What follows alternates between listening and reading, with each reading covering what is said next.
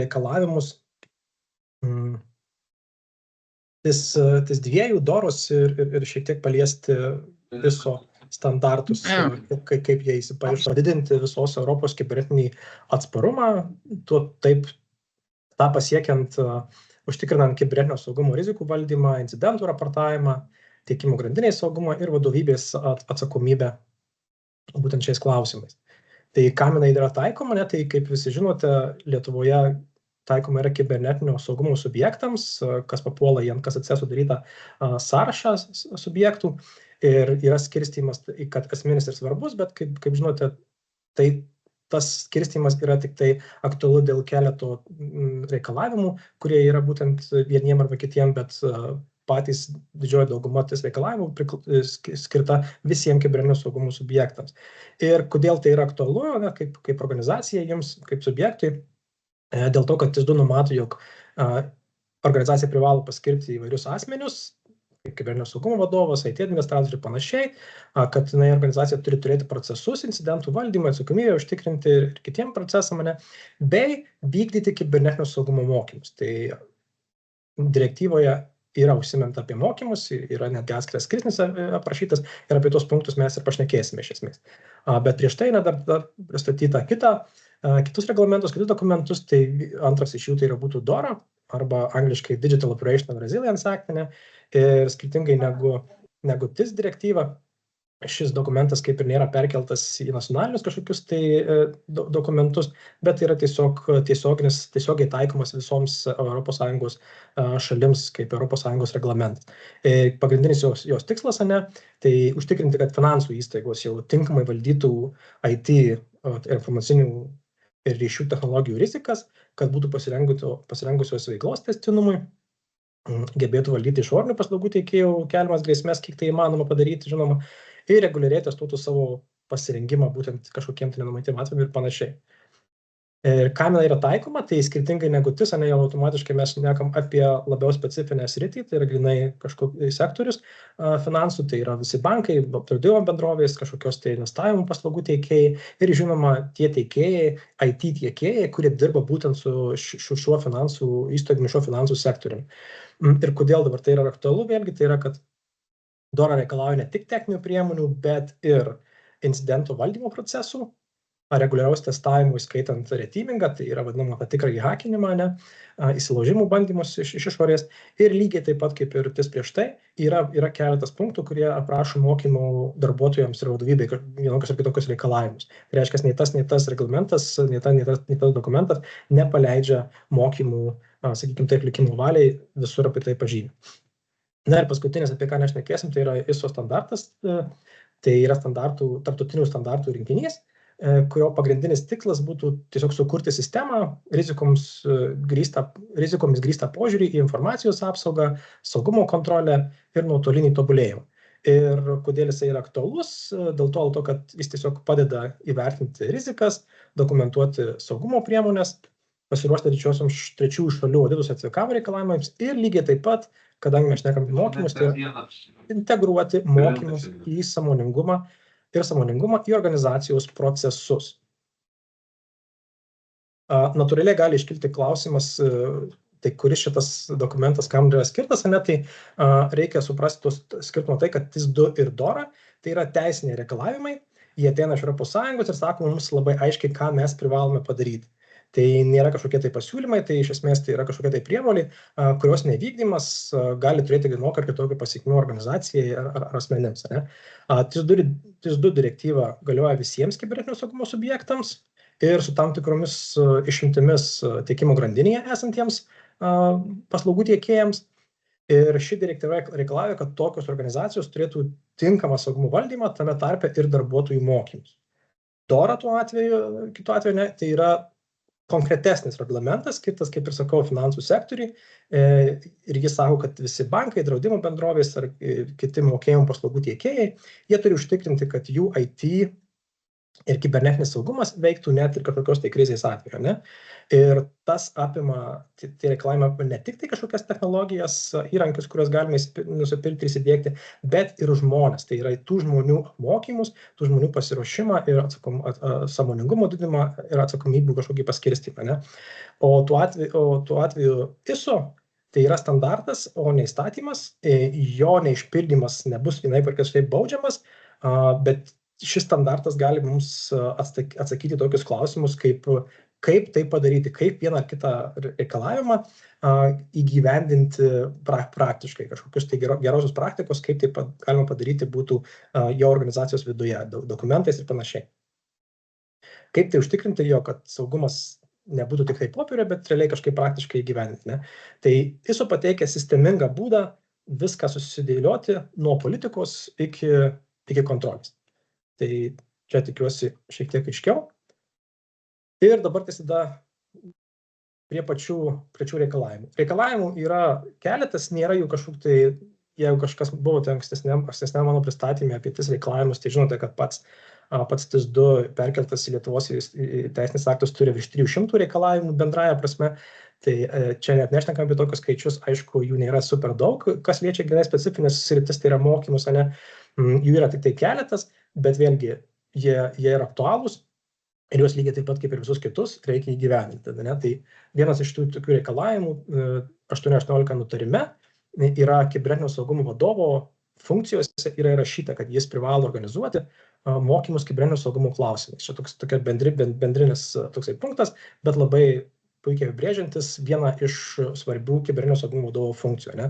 Tai, pavyzdžiui, organizacijom, kuriam planuoja įsigyti, sakykime, CISO paslaugas ar samdytis CISO žmogų, ne?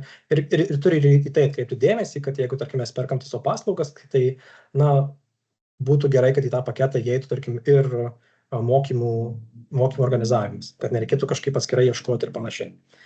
Kibernetinio saugumo subjektas sutarties su tiekėjais, kiek tai susisieja su tiekimo paslaugomis, turi numatyti tiekėjo personalų reikalingus įgūdžius ir mokymus ir sertifikatus ar kvalifikacijas.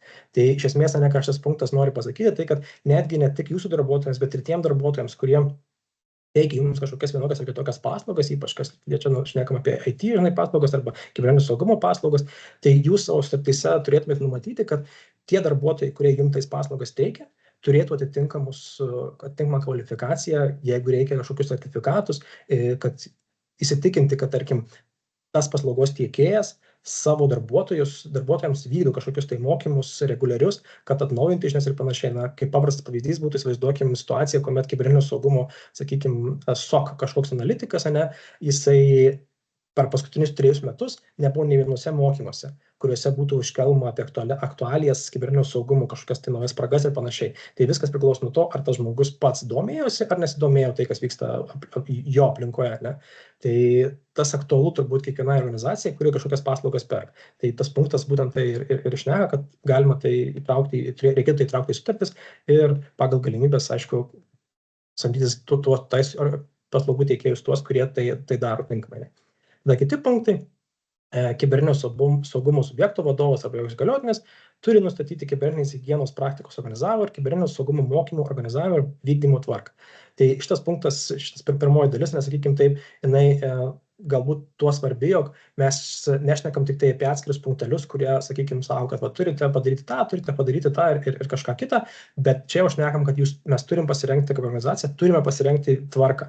Logiška, kad 8.18 nutarime negalime surašyti visų kažkokių detalių procesų ar dar kažko, ko organizacija turėtų pasidaryti, ką turėtų pasiekti, kas liečia grynai mokymų organizavimą savo darbuotojams, tačiau šitas punktas įpareigoja, kad mes turime turėti aiškiai aprašytą tvarką, kurioje tikriausiai ir pasirašysime kažkokius tai procesus, kurie ne tik ir trauksime tuos keletą punktų iš reikalavimų, bet ir kaip tuos punktus, kaip tuos reikalavimus išpildyti ir papildomai, kaip dar gerinti tą darbuotojų kvalifikaciją, sakykime, taip ir panašiai, ne? Ir prie to pačio punkto taip pat yra paminėta, kad kibernetinio saugumo vadovas turi užtikrinti, kad ne rečiau kaip kartą per metus visi kibernetinio saugumo subjektų darbuotojai išklausytų kibernetinės higienos praktikos mokymus. Tai paprastai šnekant, kibernetinio saugumo mokymai turėtų būti vykdomi organizacijoje bent kartą į metus. Rekomenduojama, turint galvoje, kokia aktuali tema šiai dienai, yra kibernetinė erdvė ir kibernetinis pasaulis ir visas kibernetinių nusikaltimų mastai, tai rekomenduotina turbūt būtų daryti tai ir dažniau, tačiau įstatymas reikalauja bent kartą per metus. Kibernetinio saugumo subjektas turi užtikrinti darbuotojų informavimą apie kibernetinio saugumo aktualijas. Ir skliaustelės neišrašyti, tai įmanomi kokie galimi būdai. Ne? Tai čia gali pasirodyti, kad tai yra tas pats, kas mokymai, bet logiška, kad nėra tai šnekama būtinai apie tą patį. Taip, mūsų pareigoja bent kartą per metus tos mokymus atlikti ir tam tikrą prasme galėtumėm galbūt išinterpretuoti ir išdiskutuoti, kad darbuotojų informavimas aktualiais klausimais gali vykti būtent per tuos mokymus. Tačiau, kaip ir minėjau, sritis tikrai labai aktuali, labai daug visko joje vyksta, todėl logiška, kad aktualios informacijos yra daugiau negu kas per metus susikaupia. Todėl, kai gera praktika turbūt naudoti kažkokius tai ar informacinius laiškus, ar, sakykime, taip, kažkoks tai phishingo laiškas kažkam atėjo, kitas darbuotojas atsiuntė IT administratoriui arba saugumo ekspertui, jis parašo pranešimą ir įsiunčia savo darbuotojams, kad jau reikėtų galbūt būti atsargiem, nes kažką tai bando taikytis. Tai čia šnekam apie tai. Ne? Ir per 3 mėnesius, paskutinis punktas, kuris iš 2 iš 18, tai kad per 3 mėnesius po kibernetinio saugumo klausimais organizuotų mokymų turi būti parengta mokymo ataskaita. Tai iš esmės čia kaip ir galima sakyti, kad tai yra tam tikra kontrolės priemonė ir įrašyta į įstatymą, kad mes ne tik mokymus suorganizuojam, ne tik planą pasidarom ir tiesiog sakom, kad turim, darim tikrai. Ne, ateis auditas, reikės įrodymų, kad mes tai tikrai darėme, kad ten bus parašyta, kokie žmonės dalyvavo, kokia tema buvo tose apkalbama ir panašiai. Tai čia būtų visi reikalavimai, būtent iš 18, kas liečia TIS 2 direktyvą mokymų klausimais. Tada pereikime prie DOROS, DORA turėsime 4 tokius reikalavimus ir kaip galima tikėtis, kadangi DORA yra labiau specifinis jau į finansų sektorių orientuotas dokumentas, tai ir tie reikalavimai šiek tiek labiau susiję būtent su tos ryties visais aspektais. Tai vienas iš jų yra finansų sektorių subjektai parengę į savo darbuotojų mokymų programas įtraukia privalomus informuotumo ir skaitinės veiklos atsparumo mokymų modulius. Tai iš esmės šitas punktas tiesiog įtraukia 2 modulius, kurie turėtų būti įtraukti į tuos jau privalomus mokymus, kuriuos organizuoja organizacijos kiekvienais metais. Tai jinai įtraukia tas punktas tam tikrus modulius, kurie turi būti tuose planuose įtraukti. Valdymo organų nariai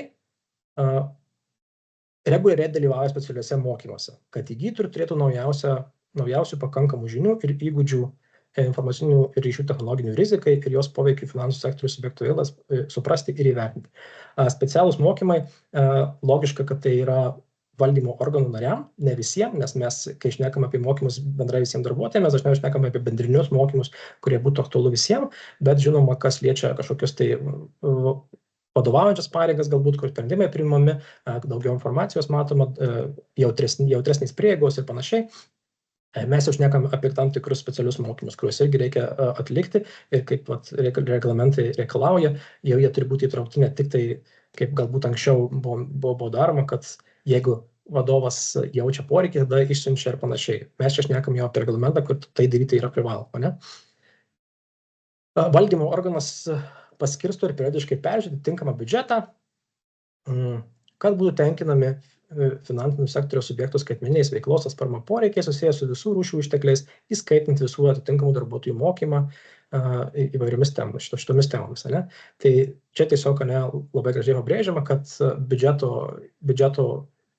biudžetą turi būti įtraukta resursai būtent šitiem mokymams atlikti. Tai tam, kad tas punktas toks kaip ir apsauginis, kad negalėsim pasakyti, kad neužteko biudžeto pinigų, reiškia, blogai suplanavom, nes yra reikalavimas, kad tų pinigų turi užtekti ir mokymams, ir įgūdžiams tobulinti.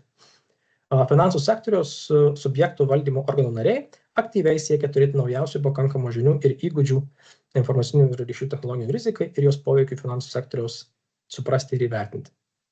Vėlgi, šitoksai punktas, kuris tam tikrą prasme tik tai labai platus, jis nepasako, kaip tai padaryti, bet dažnai studijų reglamentais taip ir yra, kad jie tiesiog pasako, kad kiekvienas darbuotojas šitam sektoriuje, kiekvienas tas valdymo organų narys turėtų ne tik mokymuose specialiuose dalyvauti, ką jiem įpareigoja kitas prieš tai buvęs punktas, bet ir pats aktyviai turėtų siekti kiek įmanoma naujausių žinių būtent šitose srityse.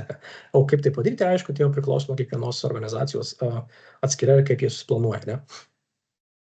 Tai DORA ir TIS2, tai jie yra, kaip ir minėjau, ne teisiniai aktai, kurie reikalavimus turi, o skirtingai nei TIS2 ir DORA, kurie nustato šitos privalomus reikalavimus.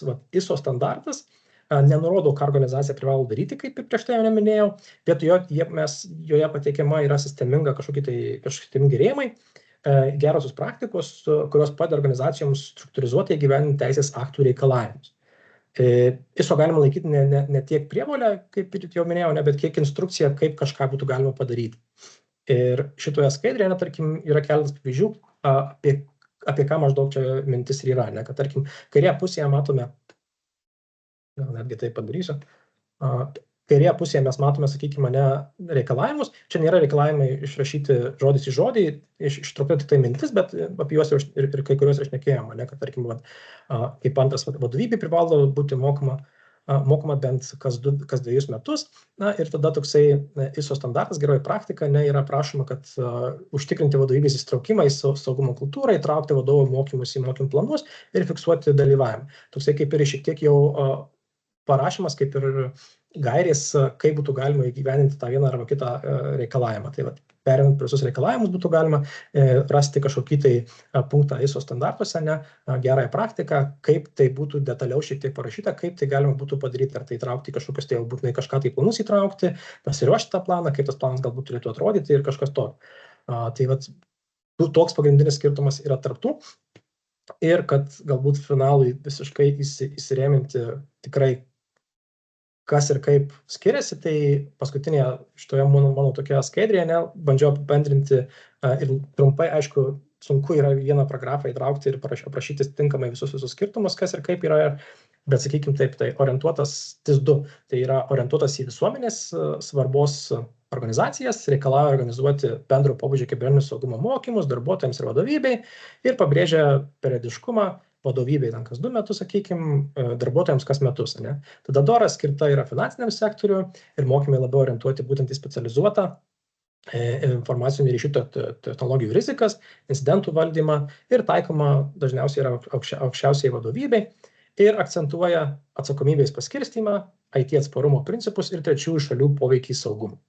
Ir tuo pačiam gale, sakykime, ISO pateikia gerasias praktikas, kurios padeda sistemingai gyvendinti TIS ir DORA reikalavimus, kas yra naudinga ir tikrai pagelbės organizacijai.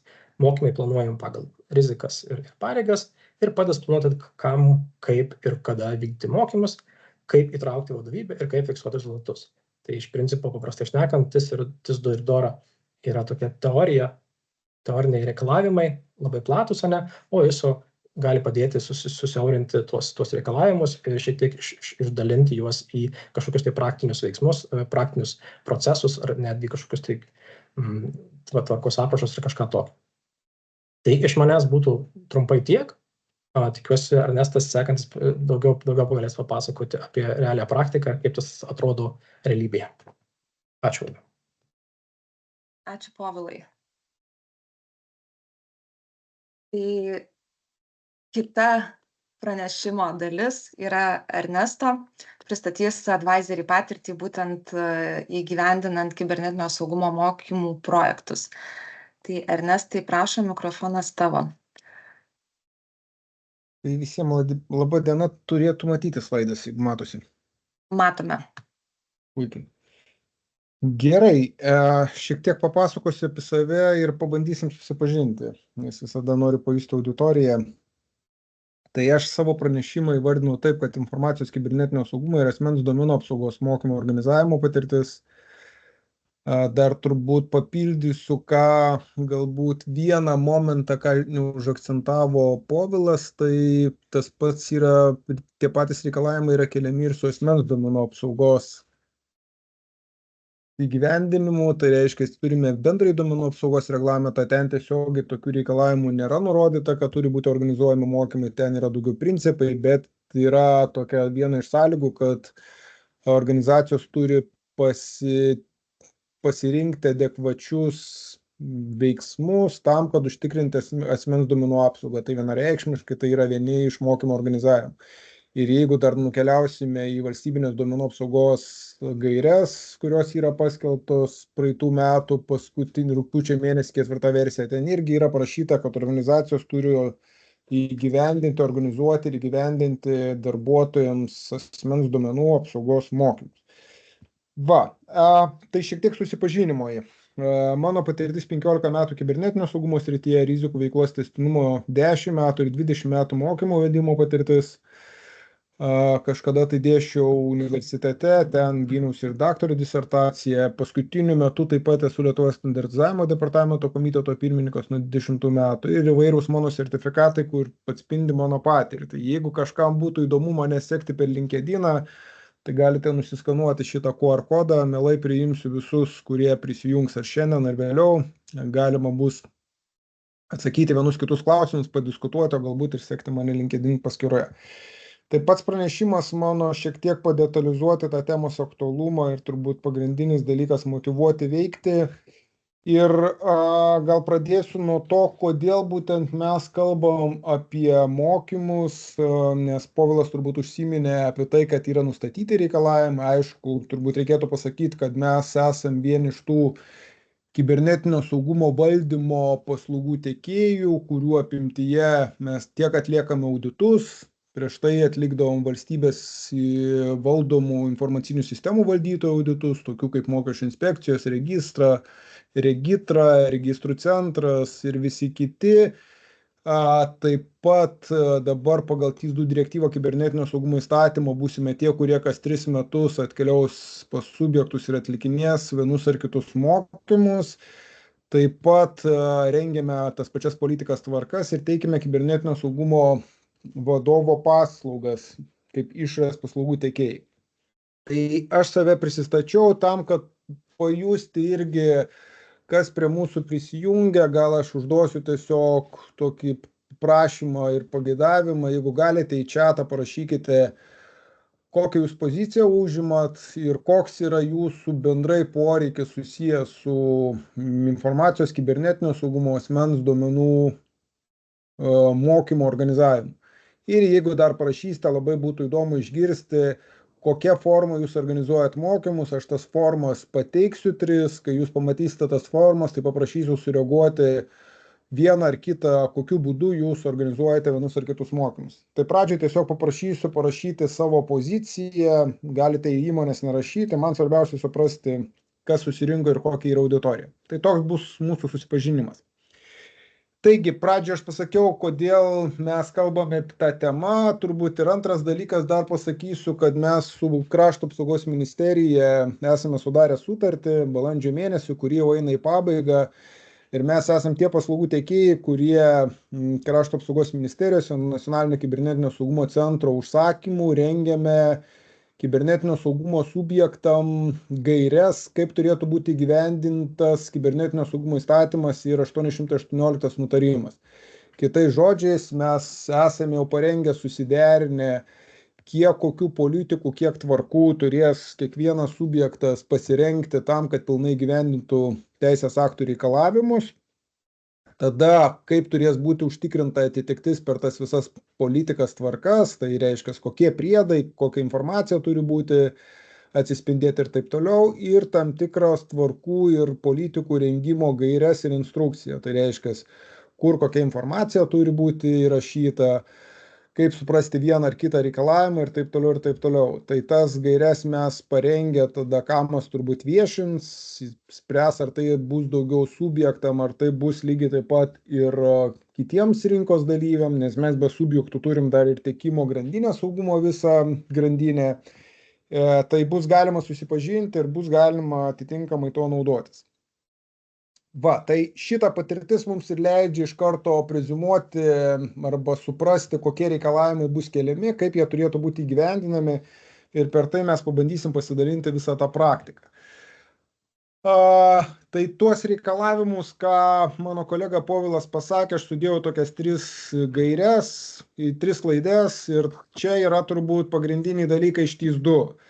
Tai ką jūs turite padaryti, yra 4 reikalavimai, kad turite pasirengti tvarką, tai tvarka taip ir vadinasi, kibernetinės higienos praktiko organizavimo ir mokymo organizavimo tvarka gali būti sudėtinė, vienos ar kitos tvarkos dalis, pagal KAMO NKS prašymą mes įkorporavom į vieną iš tvarkų. Esminiai turbūt dalykai, kad toje tvarkoje būtų aprašyti, kas kokių dažnumų organizuoja mokymus ir kam tie mokymai yra skirti. Tai tokie patirtis tipiškai, ką mes sakome, kad turėtų būti minimum įvadiniai mokymai, kiekvienam darbuotojam prisijungus prie organizacijos, pradėjus dirbti, tada turėtų būti pakartotiniai mokymai kiekvienais metais, kur darbuotojam yra suteikiamas atnaujintos žinios apie pasikeitusius teisės aktus, apie kibernetinio saugumo situaciją Lietuvoje, pasaulyje ir taip toliau, iki tam tikrų praktinių mokymų, kaip atpažinti socialinės inžinierijos testavimus ir panašiai. Ir jau Povilas užsiminė, tai gali būti specializuoti ir turėtų būti specializuoti mokymai, nes TIS2 direktyva, kibernetinio saugumo įstatymas, į kurį perkelta TIS2 direktyva, jisai reikalauja, kad turėtų būti paskirti atsakingi asmenys. Tai pradedant nuo to, kad turi būti paskirtas kibernetinio saugumo vadovas, tik tai kadangi jam keliami kvalifikaciniai reikalavimai, tai tipiškai turbūt tas žmogus ateis su tam tikra patirtim ir kvalifikacija, tai turbūt jam mažiausiai reikės tų mokymų, jis galės organizuoti mokymus ir kaip ir parašyta. Bet visiems kitiem, pavyzdžiui, turi būti paskirtas veiklos tęstinumo, veiklos atkūrimo grupės nariai. Tai vien paskirti, atiduoti, sakykime, į rankas tą veiklos tęstinumo planą ir nesuteikti žinių, tai turbūt būtų kaip ir neįmanoma misija. Tai jau tokiems dalyviams, grupės nariams turėtų būti organizuoti specializuoti mokymai. Antras dalykas, turės būti atliekamas rizikų vertinimas. Rizikų vertinimas tai nėra taip, kai įsivaizduoja, kad CISO atsakingas kibernetinio saugumo vadovas CISO ir jisai viską atlieka rizikų vertinimą. Ne, į rizikų vertinimą įtraukiami procesų savininkai, rizikų savininkai ir taip toliau. Tai jie turi suprasti, ką turi daryti, kaip tas rizikų vertinimas atliekamas, kokią metodiką ir taip toliau. Tada poveikio veiklai analizė, iš kurių atsiranda tokie RPO ir TO rodikliai. Lygiai tas pats. Turi būti specializuoti mokymai tiem žmonėm, kurie atliks tą poveikio veiklai vertinimą ir taip toliau. Galiausiai tokios pozicijos yra įdomios kaip kibernetinio saugumo, kaip fizinės saugos įgaliotinis, kuris atsakingas už įeigos raktų, slaptažodžių ir taip toliau išdavimą. Vėl taip pat jo funkcijos atsakomybės, kaip tai organizuoti ir taip toliau ir taip toliau. Tai matom, kad tų specializuotų mokymų yra pakankamai daug. Todėl turbūt reikia taip sudaryti mokymų krepšelį. Mes tipiškai kitokiom organizacijom rengiame mokymų planą, tai ir ten būna, kad tai yra bendri mokymai arba įvadiniai mokymai, tada bendrieji mokymai visiems darbuotojams ir tada specializuoti mokymai, kurie skirti arba veiklos tęstinumo grupės nariams, arba, sakykime, kitiems nariams susiję su tam tikra tema. Tarp tų gali ir turėtų būti ir asmens duomenų apsaugos mokymai, kurie organizuojami tiems darbuotojams, kurie dirba su asmens duomenimis. Ir vėl, pokrypis gali būti įvairus. Turbūt pagrindinė auditorija darbuotojai bus tie, kurie naudoja, kaip TIS2 direktyva ir įstatymą parašyta, tinklų ir informacinės sistemas, kitais žodžiais tariant, tos informacinius išteklius. Turbūt dar dalis naudotojų gali būti tokie, kurie tiesiogiai nedirba, bet, pavyzdžiui, prieina, ypač kasininkės, kurie dirbo su kasos aparatais, tai gali būti degalinių operatoriai ir taip toliau. Tai reiškia, jiems irgi turės būti organizuoti vieni ar kiti mokymai. Ir svarbiausia dalis turbūt yra visas informacijos, tai yra ataskaitų rengimas ir tos ataskaitų saugojimas, kas irgi labai apriboja galimybės organizuoti vienus ar kitus mokymus. Jeigu žiūrėti su DORA, viskas lygiai panašiai tas pats, irgi ten yra numatyti mokymai, yra numatyti patikrinimai, yra numatytos ataskaitos. Ir jau paminėjo Povilas apie informacijos saugumo valdymo sistemą paremtą 27001 standartų. Tai ten turbūt dar, nors tai yra laisvanoriška vadybos sistema, bet reikalavimai yra pakankamai griežti. Kodėl? Todėl, kad mokymai turėtų būti truputį kitokie. Tai reiškia, visų pirma eina kalba mokymai apie darbuotojus, apie informacijos saugumo valdymo sistemą, tai yra apie vadybos sistemą, procesus, jų atsakomybės ir taip toliau. Tai reiškia, diegiant informacijos saugumo valdymo sistemą turi būti suorganizuoti mokymai darbuotojam apie šitą vadybos sistemą. Ir jeigu organizacija keliauja į sertifikavimą, tai sertifikavimo audito metu turės įrodyti, kad visiems darbuotojams yra suteiktos atitinkamos žinios apie informacijos saugumo valdymo sistemą ir jie tiksliai žino, kas yra ta informacijos saugumo valdymo sistema.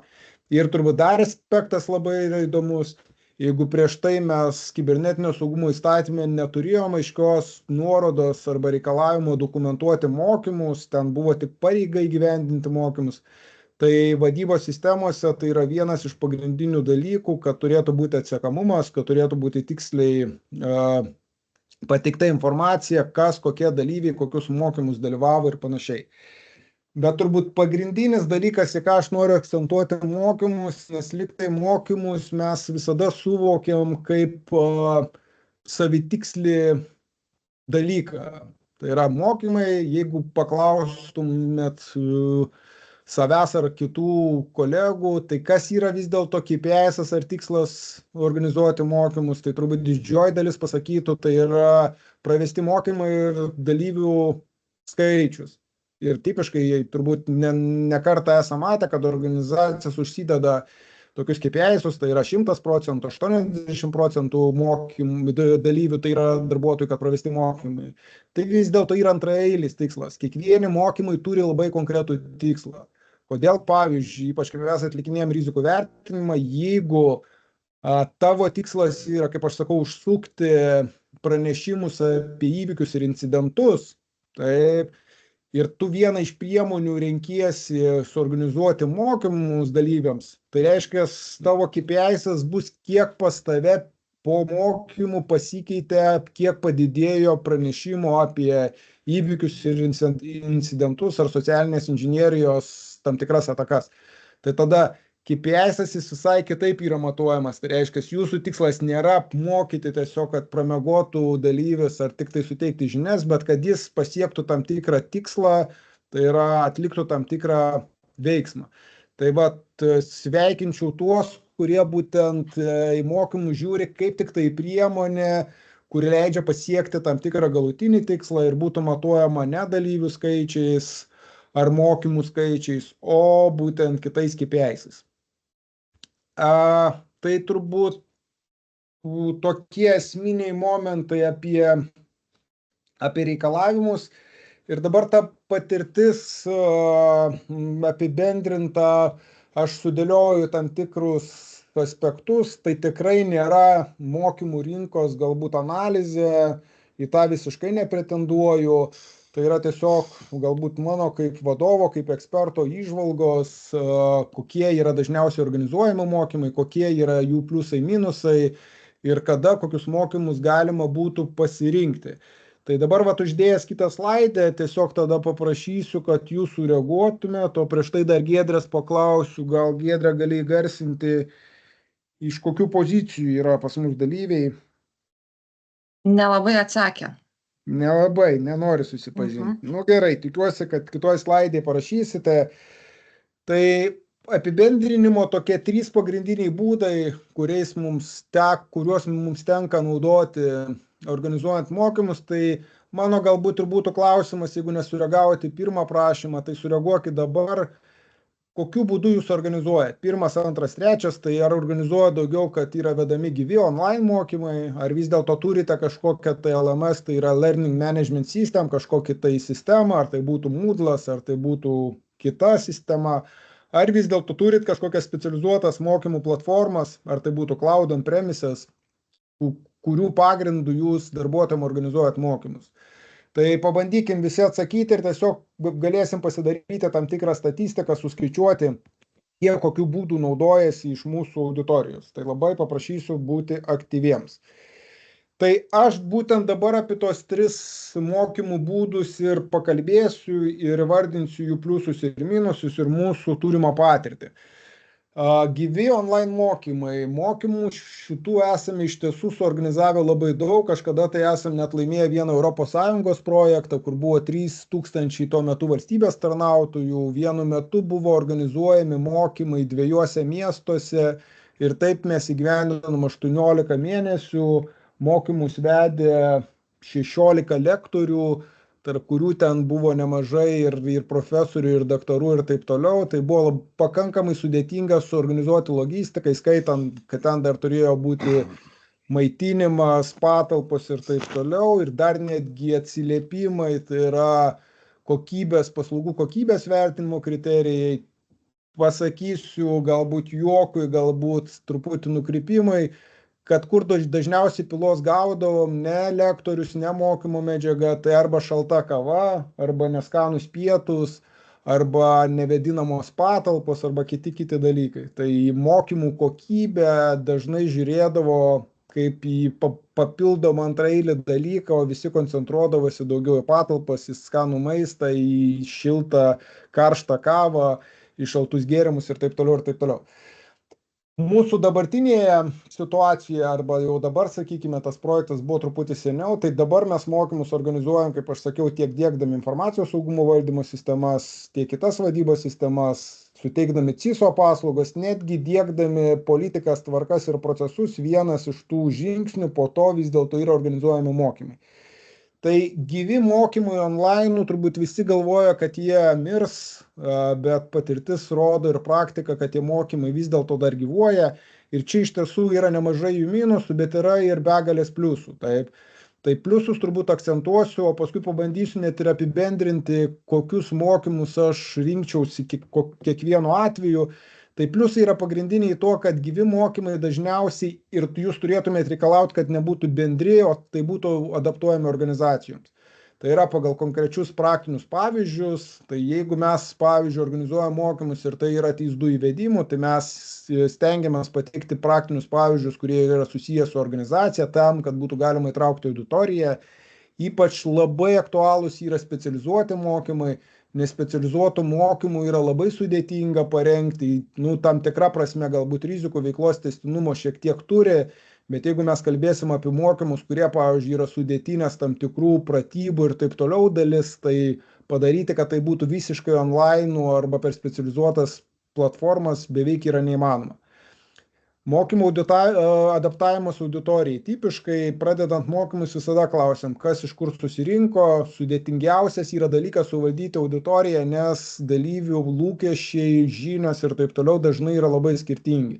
Vienų yra minimum, kitų yra vidutinės, ateina pažengę.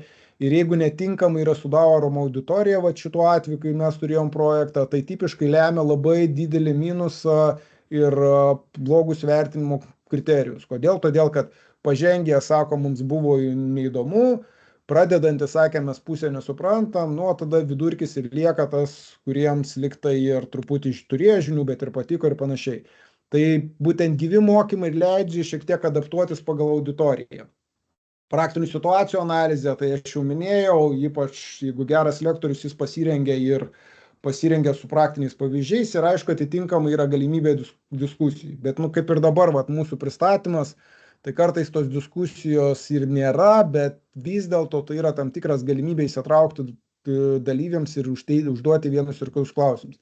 Bet čia, kaip aš sakiau, yra ir begalės minusų, tai ribotas dalyvių skaičius. Ir vėl mes esame turėję online mokymus ir pasakysiu, nors visi sako, kad nepriklauso kiek yra auditorijos, bet kai turėjom 100 dalyvių online, tai ten visiškas chaosas. Buvo vienas dalykas, vieni vėluoja, kiti išeina, trečias dalykas, niekas negali užduoti klausimus ir taip toliau.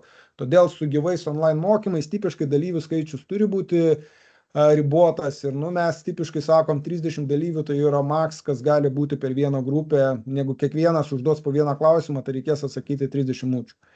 Aišku, nepatogumas, kad mokymai vyksta nustatytų laikų, kaip ir dabar, turbūt video medžiagą galima visada pasižiūrėti, online galima visada prisijungti. Ir tipiškai pasakysiu, kad ribotos galimybės yra atlikti žinių patikrinimus, socialinės inžinierijos testavimus ir panašiai. Tai praktinius patikrinimus mes įtraukiam, duodam tam tikros užduotis, bet tokios kaip phishingo ir kitas atakas tai yra visiškai neįmanoma, tai yra visiškai kitokių būdų organizuojama, tai nemokymų būdu. Ir aišku, nėra galimybės kartoti, pasikartoti, išplėsti ir panašiai. Ir čia tokį turim tarpinį variantą, kartais netgi diegdami informacijos saugumo valdymo sistemas, organizuoja mokymus.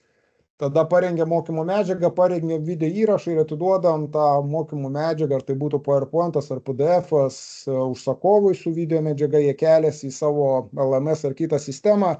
Nu ir tokia tam tikra tarpinė grandis tarp online mokymų ir tos LMS-o, tada jisai nėra kaip tik tipiškas LMS-o ten SCORM formatu, bet galima praeiti visas tas slaidas, pasižiūrėti video ir panašiai. Tai yra pliusų ir minusų, paskui pasakysiu, kokiu atveju aš rinkčiausi gyvus mokymus, bet tai yra vienas iš būdų. Su LMS-u irgi turim nemažai patirties, aš jau kalbu daugiau Learning Management System, kad tai yra ne PDF-ų PowerPoint'o, tai yra SCORM formatu, gali būti animuoti, įgarsinti, gali būti su kontroliniais klausimais ir taip toliau mokymai. Tokių mokymų esame rengę. Jų kainos apytiksliai kainuoja nuo 3 iki 5 tūkstančių eurų vieni mokymai, dar priklausys, ar jūs norėsite atitinkamai to darbinio failo, kurį patys galėtumėte redaguoti.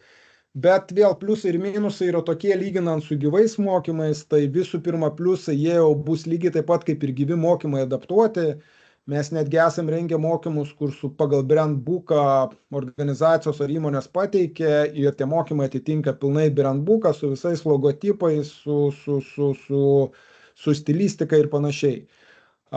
Taip, jau lyginant su turbūt tais online, kad galimybė patogių laikų, patogioje vietoje, tai online galima tos mokymus praeiti, kartotis mokymus, ypač tikrinti dalyvių žinias, ypač praktinės situacijos visokios ir panašiai. Labai patogu, ypač personalui, valdyti viską vienoje konsolėje, kur yra visi mokymai ir jeigu naujas dalyvis ateina onboardingo metu, galima tada suteikti darbų saugą, kibernetinis saugumas ir panašiai viską mokymus vienoje konsolėje. Ir kas yra labai patogu, turbūt, kad turime istoriją, tai yra darbuotojai praėję online mokymus, vienos ar kitos realizavimo būdu mes matom atžymas apie tai, kad darbuotojas yra praėję mokymus, kai kurios platformos, galbūt ir didžioji dalis turi tam tikrą skorus tam tikrus skaičiuoja dalyvių taškais, yra ataskaitos, kurios yra, kaip matote, pagal jau visus teisės aktus privalomos, tai jos yra galimybė saugoti ir turėti tuos LMS-uose. Minusai vėl su specializuotais mokymais sudėtinga parengti medžiagą, bet yra įmanoma. Tada konkrečiom organizacijom irgi yra, bet ribota galimybė pritaikyti. Nu ir aišku, galimybės užduoti klausimus, tikslinti informaciją nėra ir tokie turbūt kaip Moodle'as arba kitos LMS sistemos tikrai neturi pilno žinių patikrinimo, kontroliniai klausimai yra, bet socialinės inžinierijos testavimai, jie tipiškai tokiuose įrankiuose nėra atliekami. Ir paskutinis, tai yra specializuotų mokymų platformų naudojimas. Trečia tema ir bus, Rolandas pristatys truputį apie specializuotą vieną iš sprendimų. Tai jų galimybės, vėl nelyginu su online, bet dabar lyginu su LMS-ais ir specializuotų mokymų. Tai galimybės pasirengti mokymų planą ir, pavyzdžiui, galima iš karto automatizuotai į priekį nusistatyti, net suprogramuoti ir automatiškai pasileisti mokymus metam į priekį. Ką mes darom, mes parengiam tam tikrą, vadinkime, programą arba krepšelį, kur kartą į ketvirtį yra organizuojami mokymai ir jie gali būti automatiškai paleisti, sakykime, tam tikrai grupiai. Plius turbūt antras dar labai geras dalykas, kad tos mokymus galima naudoti skirtingom grupėm ir skirtingo pobūdžio mokymus. Programuotojams galima ten saugaus programavimo daryti, paprastiem vartotojams galima teikti kitomis temomis. Mokymai įvairių formatų, įvairia forma, tai gali būti kvizai, gali būti video, gali būti kita medžiaga ir labai svarbu turbūt, ką LMS-ai turi, tai yra skirtingas arba specializuoti turi skirtingas kalbas. Tai mes, pavyzdžiui, esam rengę į LMS lietuvių, rusų, anglų kalbą, bet tai yra tiesiog parengiama mokymų medžiaga lietuvių kalba, tai tada profesionalus vertėjas, tada adaptavimas ir kelimas SCORM formatu anglų ir rusų kalba. Tai jeigu specializuotos tam tikro mokymo programos, jos jau savyje dažniausiai turi įvairią kalbystę ir turim ne vieną, o keletą įvairių kalbų. Galimybė stebėti dalyvių, jų grupių skorų ir pokyčius. Čia turbūt yra labai stiprioji pusė, ypač specializuotų, kad tu gali ne tik matyti, ar darbuotojas, ar dalyvis praėjo mokymus, bet pjaustyti įvairiais pjūviais. Ir tipiškai, ką mes sakom, visada pirmus mokymus arba socialinės inžinierijos testavimą atliekam tam, kad nusistatyti, koks pas mus yra dabar tas lygis, tas žemiausias baseline'as. Ir mes sakom, pas mus jis yra ten ties 10 kokių procentų ir mes tikslą turim per metus nustatyti, kad būtų pasiekiama, kad pats mažiausiai pažengęs vartotojas, kad turėtų ten skorą, sakykime, kokį ten 20-30, tai reiškia, mes turime edukuoti ir target grupę pasirinkti ne tie, kurie geriausiai praeina tos mokymus, o tie, kurie, kaip sakykime, vis papuola ant socialinės inžinierijos, blogai atsako į klausimus ir mes su jais turime dirbti daug intensyviau, kad tas lygis būtų būtent su visais kitais.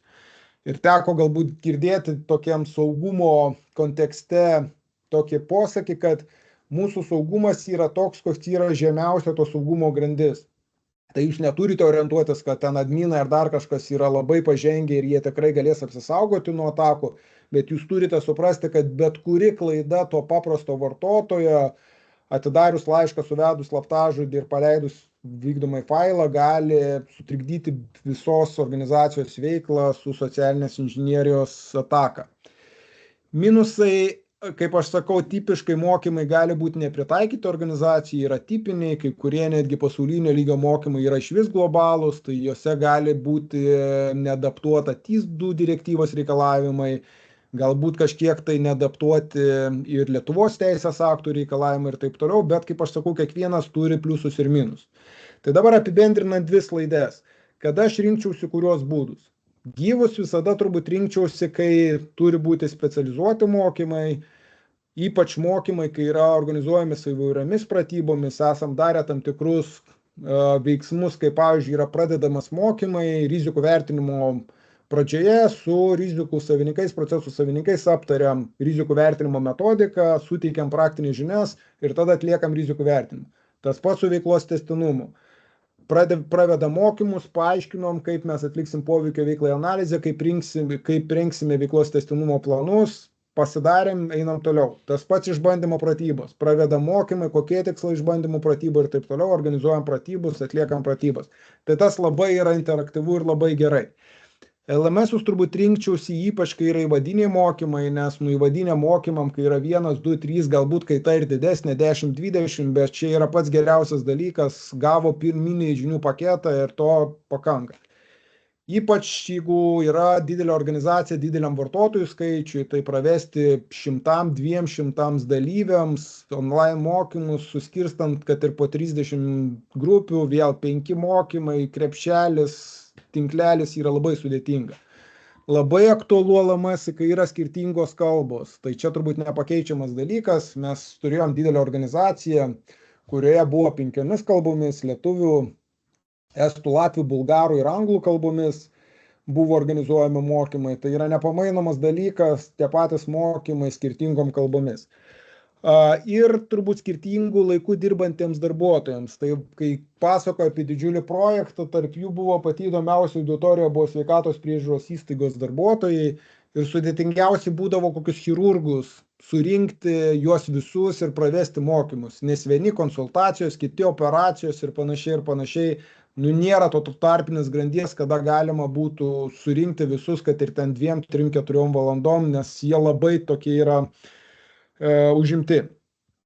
Ir paskutinis turbūt dėl specializuotų mokymų, aš savo pasirašiau tokius 3 turbūt pagrindinius dalykus. Tai ypač mokymai pažengusiam ir ypač tiem, kurie nenori kiekvienais metais matyti tos mokymus, nes LMS turbūt minusas yra tame, jūs pasirenksite mokymų medžiagą ir jūs tą mokymų medžiagą suksite ir darbuotojam jau po 2 karto jau sakys, mums jau nebeįdomu tą patį žiūrėti ir klausytis.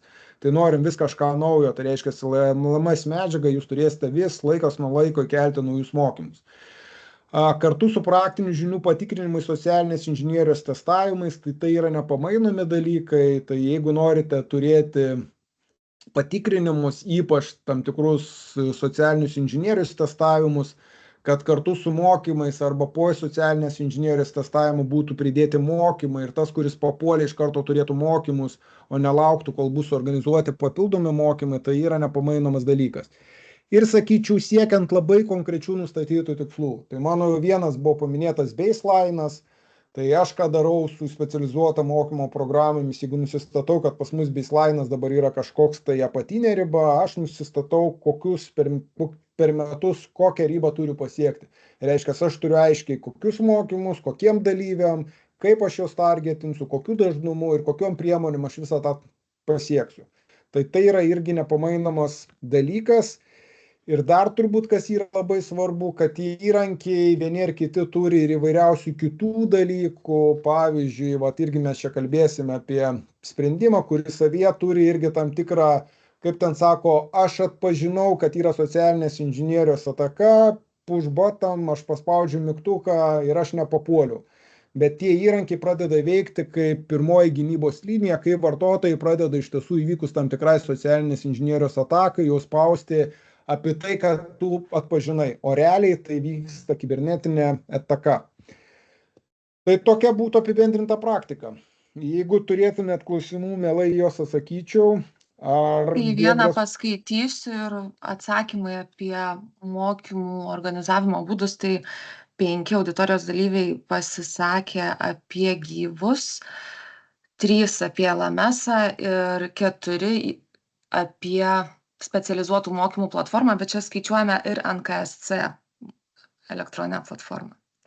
Okay. Tai taip, o Lina klausė, sveiki, kaip kariaujate, kabutėse, bei edukuojate klientus, kurių požiūrių tas 2 ir reikalavimai tik dar vienas biurokratinis reikalavimas ir nežiūri rimtai į technologinių įrankių įsigijimą, procedūrų aprašus ir jų vykdymą.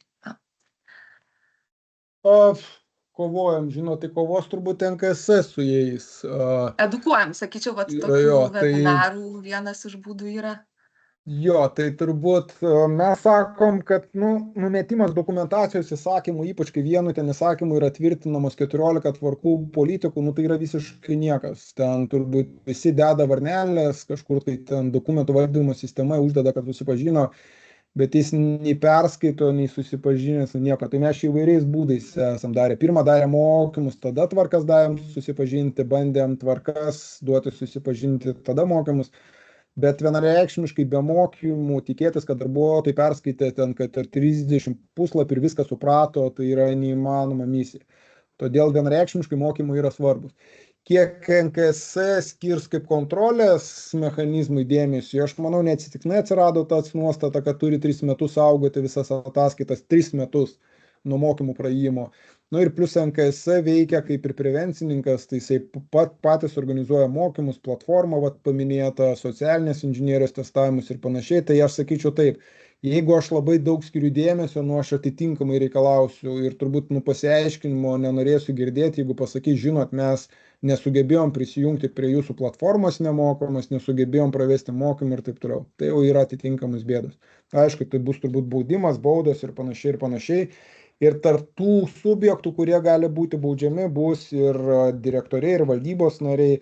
Tai aš manau, po pirmos baudos ten visi suklus. Tai tiek iš mano pusės. Ir tada paprašysiu mūsų kolegą Rolandą pristatyti vieną iš specializuotų mokymų. Šiek tiek biškį užsiminsiu apie jį. Aš atsiprašau, kad užtrukau ilgiau negu planavau, bet tikiuosi, kad visi dar turėtumėte iki 10-15 minučių laiko. Įžangai pasakysiu, labai įdomi patirtis su juo. Šitą sprendimą mes ne patys susiradom, mes atėjom pas vienus klientus didelius, jie mums parodė, mums patiko, mes susiradom gamintojus, gamintojai yra šveicarai, teko bendrauti su pačiais kūrėjais, patys kūrėjai, tokie baltieji hakeriai. Pirmas susitikimas buvo toks labai šmaikštus, mes visi su kostiumais laukėme prie ekrano, o kitos ekrano pusėje išlindo su maikutėm apsirengę šveicarai ir taip nepatogiai pasijautė, kad mes oficialiai. Tai labai buvo neoficialus bendravimas, mūsų bendradarbiavimas jau vyksta 6-7 metus, nežiūrint tai, kad jos buvo nupirkę ir yra nupirkę amerikiečiai, tada buvo įkorporavę į grupę, dabar jie vėl atsiskyrė ir yra vėl savarankiška kompanija, kuri būtent užsiema vien tik tai tam tikrų specializuotų sprendimų. Tai sprendimą mes pristatysim, jis vadinasi Liusi, labai irgi įdomus šmaikštus pavadinimas. O tada Rolando paprašysiu šiek tiek papasakoti, kokios yra galimybės, funkcionalumai ir galbūt, jeigu būtų dar klausimų, galėtume atsakyti vienus ar kitus klausimus. Rolandai? Sakim. Tai jau mane kaip ir pristatė Ernestas, tai aš esu Rolandas ir aš jums trumpai papasakosiu ir pristatysiu Liusi Security platformą, kuri skirta tiek mokymams, tiek socialinės inžinierijos atakoms. Tai galbūt gal tada ir pradėsiu nuo šių punktų. Tai kaip Ernestas ir minėjo, Liusi turi ganėtinai daug jau paruoštų tiek mokymų, tiek atakų šablonų. Tai jeigu čia pasižiūrėsime, tai šiuo metu dabar galima pasirinkti ir atsisiųsti, tarkim, mokymų iš 760 skirtingų variantų, atakų galima pasirinkti iš 510. Kas dar yra gerai šioje platformoje, tai kad viskas yra daroma paties vartotojo ir, pavyzdžiui, jeigu jūs nerandate ar tai kažkokių mokymų, ar tai nepatinka kokios yra atakų pasirinkimai, viską galite patys pasidaryti nuo nulio. Tiesiog jeigu žinote, ko norite, tai galite susidėlioti. Tiesiog reikia susikurti template'ą ir jūs galite jau dėliotis, kokią norite, ar tai mokymų platformą, ar tai mokymų medžiagą susidėti ir matyti, ar tai pasidaryti kažkokią nors individualią jūsų įmonį skirtą phishing ataką. Dažnai klientai pirminę ataką daro kažkokią paprastą, tiesiog, kad įsivertinti darbuotojų budrumą, pasižiūrėti, koks tai yra lygis. Vėliau jau po visų mokymų yra bandoma padaryti jau labiau realią situaciją, tai būna jau taikomasi į kažkokias specifiškas programas, kad tiesiog būtų labiau prie live patirties, kad jie galėtų patikrinti, ar tie mokymai buvo naudingi. Tai galbūt aš galiu parodyti, tada esu jau padaręs, kad neužtrukti laiko kelias testinės kampanijas.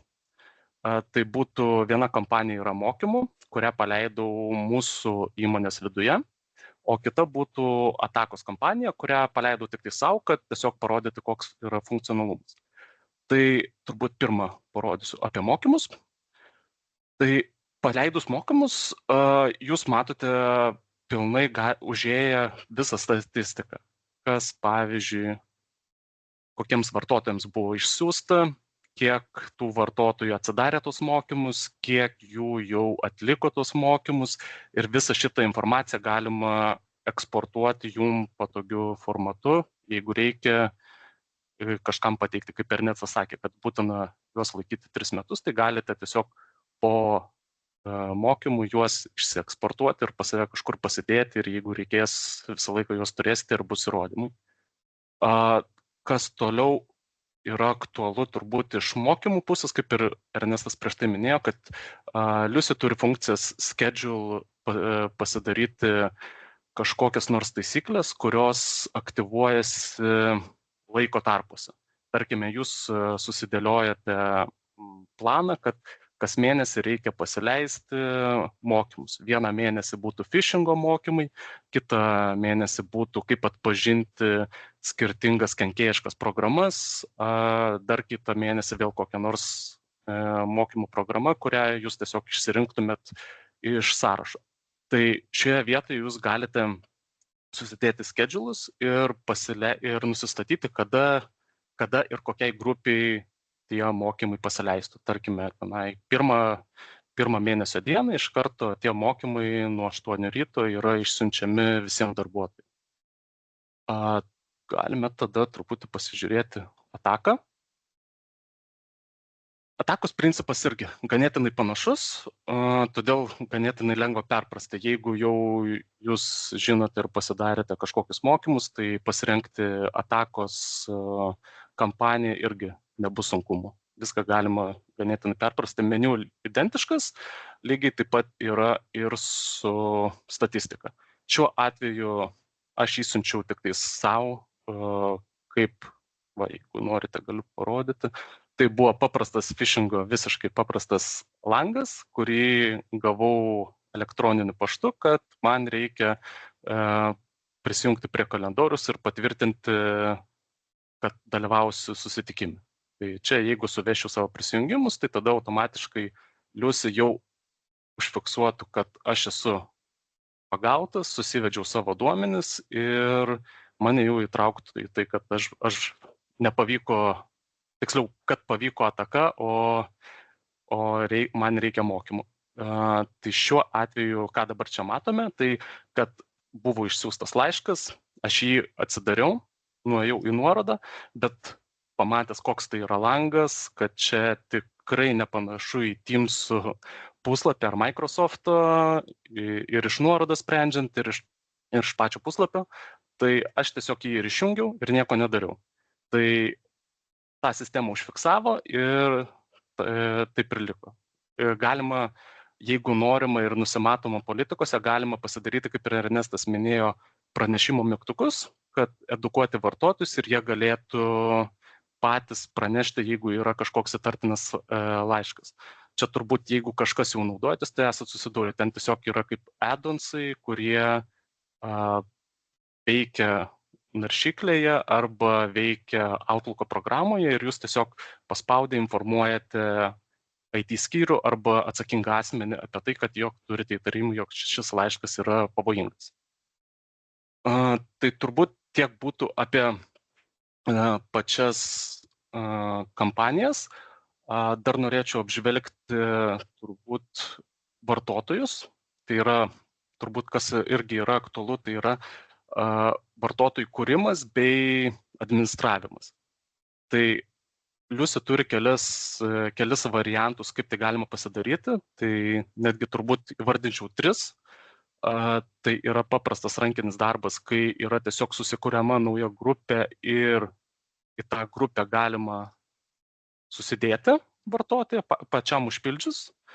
Tada jeigu tai yra klientas, kuris jau turi, tarkim, 100 vartotojų, tai tikrai nemanau, kad kas nors norėtų ir tą 100 vartotojų vestų ranka. Tai yra variantas viską eksportuoti Excel formatu. Excel'yje yra surašomas visas sąrašas vartotojų ir tas Excel'is importuojamas į Liusį. Ir lygiai taip pat čia visi vartotojai susideda, kuriuos galima naudoti, siūsti kampanijom, tiek phishingo, tiek mokymų. Dar vienas pliusas, sakyčiau, kad galima susikurti daug grupių ir identifikuoti vartotojus pagal jų arba skyrius, arba kažkokias pareigas, arba šalis, jeigu tai yra kelių šalių kompanija. Ir pagal tai lygiai taip pat nusirodyti recipientus, tai yra gavėjus, kas bus įtraukti į tą grupę ir jiems nusiųsti tiek arba phishingo, arba mokymų kampanijos. Jeigu užeisim į kampaniją, tai va čia matosi, kad galima pridėti X kiekį grupių, tai nėra būtina kažkokią turėti bendrą, bet, pavyzdžiui, jeigu turite bendrinius mokymus ir reikia visai kompanijai, tai galite visas grupės sudėti ir visi gaus. Jeigu tai yra kažkokia specializuota, kuri turi būti taikoma, pavyzdžiui, IT skyriui, kad jie būtų susipažinę su naujom tendencijom, tai galima įdėti jų grupę tiesiog.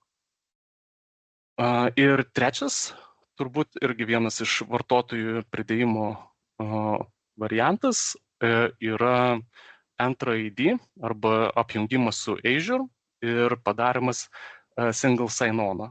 Tai tokiu atveju, jeigu jūs naudojate Entra ID, jūs galite apjungti šią sistemą ir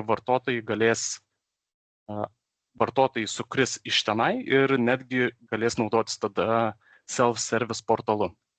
Čia dar vienas dalykas, kurį galima paminėti, jog yra 2 variantai, kaip galima naudoti Liusi platformą. Tai vienas iš variantų yra, kai priskirtas žmogus, tai yra administratorius, administruoja ir jisai tiesiog valdo viską, plus generuoja ataskaitas ir peržiūri, kaip sekasi žmonėms.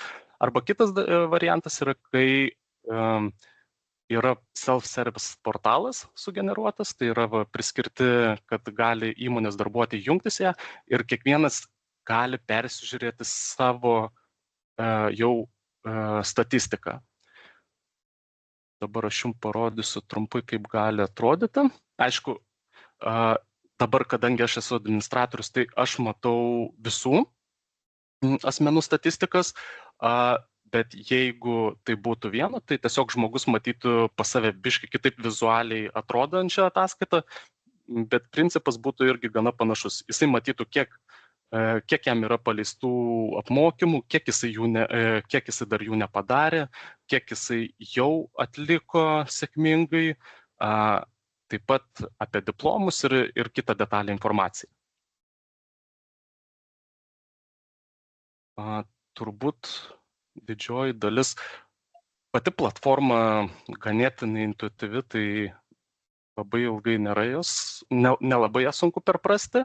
Tai pasidaliu dar vienu, čia yra pagrindinis dashboardas, kuriame galite stebėti, jeigu nereikia specifiškai jungtis į kažkurią nors mokymų programą, jeigu jūs jos pasileidote daugiau, tai yra ne vienas mokymas paleistas, kaip šiuo atveju pas mane, bet turite 5-6 atskirus mokymus, tai dashboard'e galite stebėti statistiką bendrinę ir ten atvaizduotų visus tuos mokymus. Tai būtų gana paprasčiau orientuotis. Lygiai taip pat galima juos eksportuoti ir jeigu reikia pasidėti ar tai pristatyti kolegoms. Ką dar verta turbūt paminėti apie Liusi, tai mes turėjome kaip tik kelis klientus, kurie išryškino tai kaip pliusą, jog Liusi gali būti tiek cloudinis sprendimas, tiek on-premises. Tai tarkime, jeigu klientas dėl jo saugumo politikų negali naudoti kažkokios viešai prieinamos sistemos, tai yra cloudinės versijos, lygiai tokią pačią sistemą galima įdiegti į jų infrastruktūrą ir jie turės lokaliai pas save viduje. Dar, Rolandai, dar du paprašysiu dalykus. Parodyk dar truputį mokymus ir ten mokymų kalbas ir pakalbėkime apie mokymų kalbas. Tai... Taip.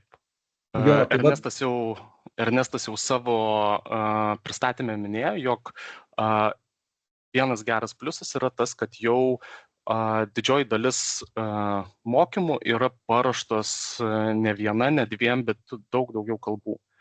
Šiuo atveju yra tikrai ganėtinai daug kalbų. Čia tik tais labai mažoji dalis. Tarkime, galiu surasti Lietuvą, pasirinkti Lietuvą ir man išfiltruos, kiek aš dabar turiu serveryje šių mokymų su šiomis kalbomis. Tai reiškia, kad, pavyzdžiui, dabar ką aš atsisiuntęs, čia tai yra va šitos dvi mokymų programos, kurios turi į save jau iš karto integruotą lietuvių kalbą. Jeigu mes eisime... Šiuo metu serveriai yra iki 12 mokymų išversta į lietuvių kalbą ir čia kaip yra, kad jeigu kažkokia organizacija pageidauja, susiranda mokymus ir pageidauja, kad jie būtų išversti į lietuvių kalbą, tai gamintojas pats inicijuoja tos mokymų medžiagos vertimą ir laikas nuo laiko prideda vis papildomus mokymus lietuvių kalba. Tai va dabar, Ernestai, aš jau įjungiu irgi. Kaip ir sakiau, gamintojas labai daug pateikia tų variantų, tai šiuo atveju, ką norima, galima atsisiųsti ir šiuo atveju dabar gamintojas dar pateikia papildomai, pas mus jau serveryje yra 2 mokymų programos, plus jis iš savęs pateikia dar 19, kurias galima parsisiųsti ir jeigu norima jas paleisti. Čia būtent kas jau yra išversta į lietuvių kalbą.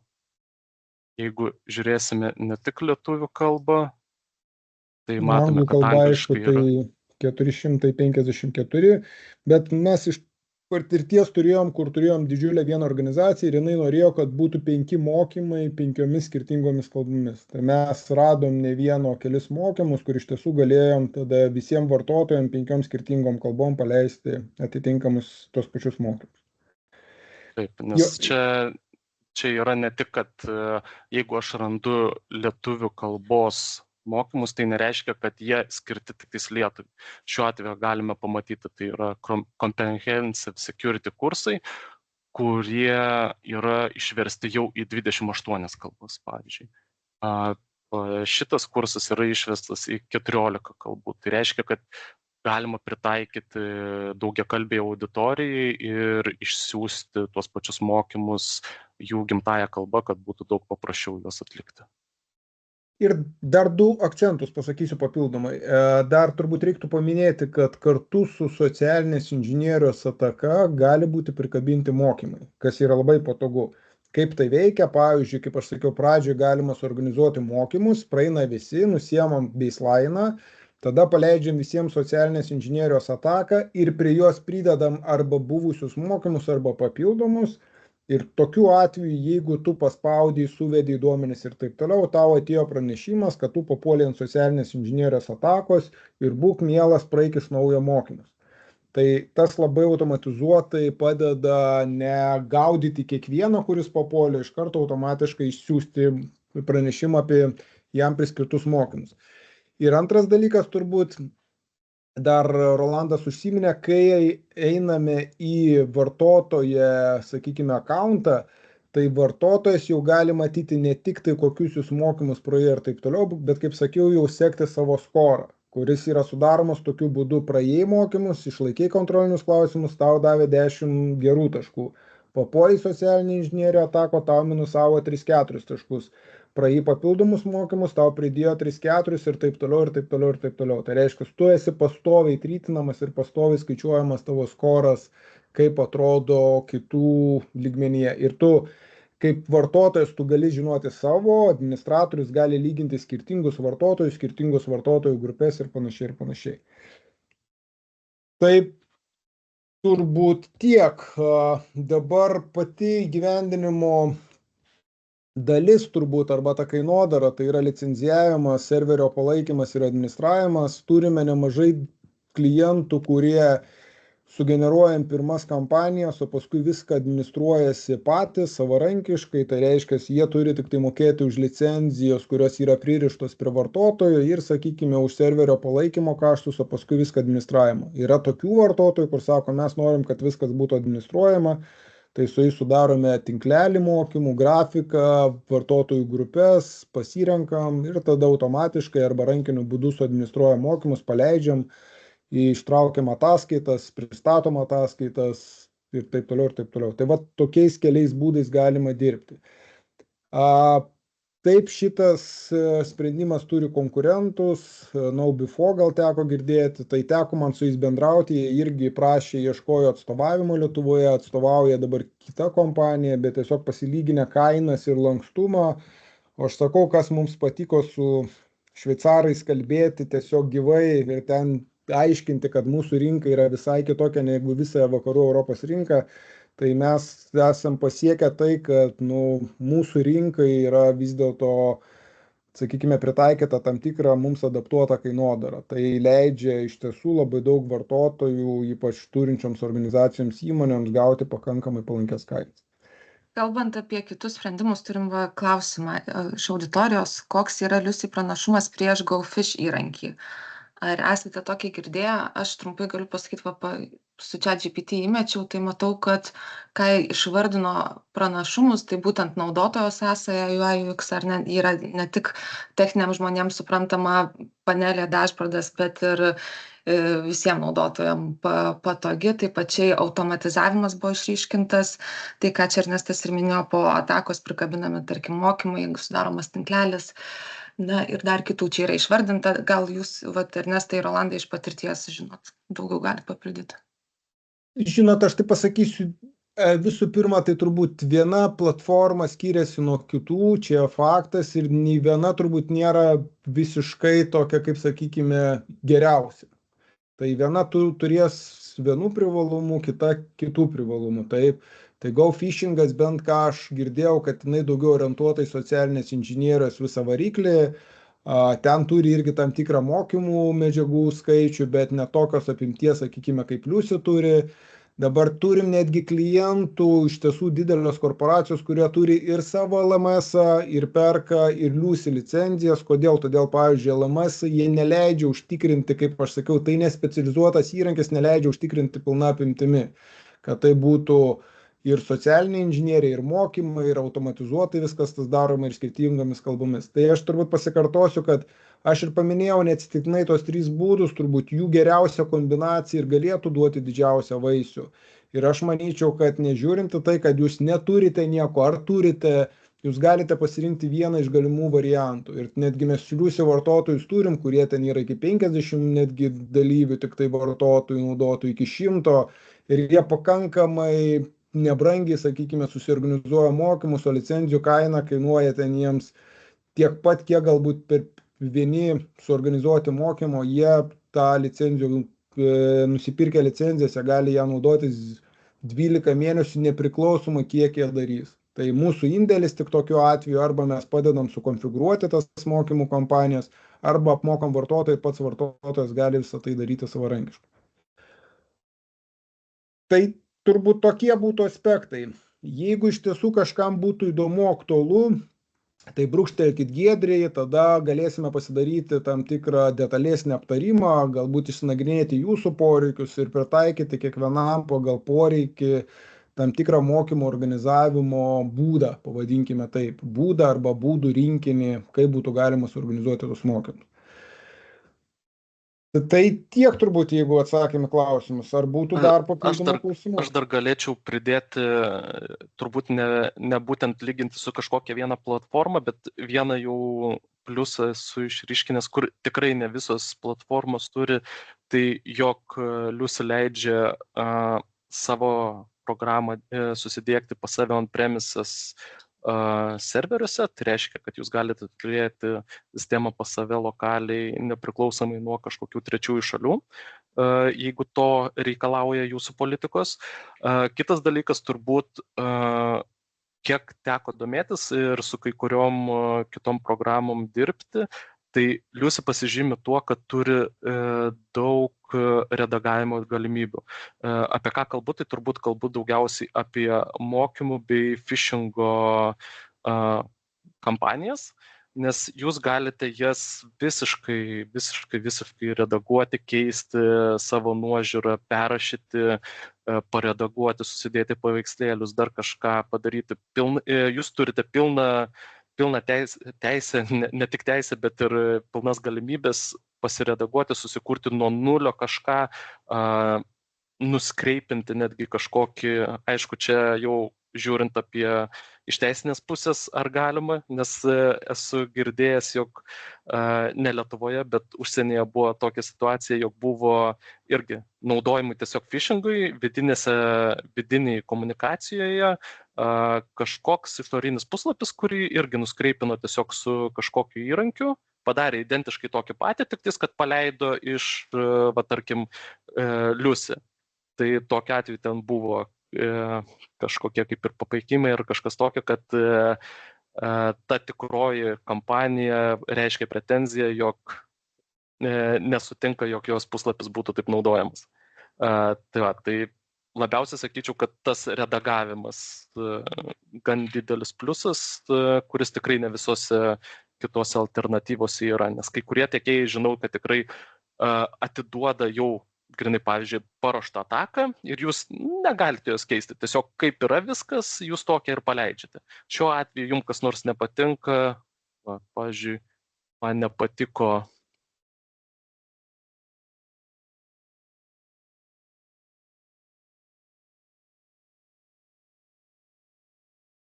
landing page nepatiko kažkas, pavyzdžiui, šitą nuotrauką ar dar kažkas, aš galiu ją tiek interfeiso pagalba, tiek jeigu tai yra kas susipažinę su HTML ir kitais programavimo CSS ir taip toliau, gali pasiredaguoti, kaip nori būtent šitos langus pasikeisti, padaryti, kaip pačiam vartotojui atrodo gerai ir pasileisti.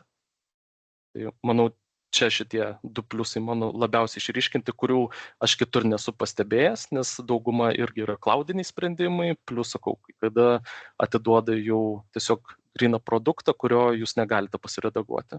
O daugiau jau priklauso user interface'as, vieniem gali vienoks patikti, kitiem kitoks ir taip toliau.